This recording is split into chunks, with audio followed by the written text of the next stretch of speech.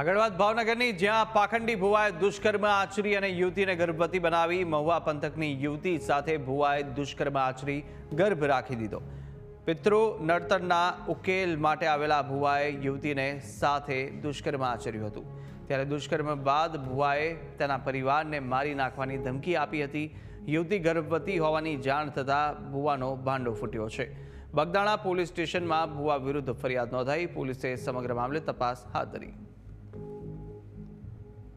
ભોગ બનનારે આમાં બળજબરીપૂર્વક દુષ્કર્મ આચરવાનો જે ગુનો બને છે આ મુજબ ફરિયાદ આપી છે, જેમાં મગદાના પોલીસ સ્ટેશન ના પીએલ ધામા સાહેબે આમાં તપાસ કરી રહ્યા છે અને બીએનએસની કલમ 64 અને 351(2)(3) મુજબ ગુનો દાખલ કરવામાં આવ્યો છે.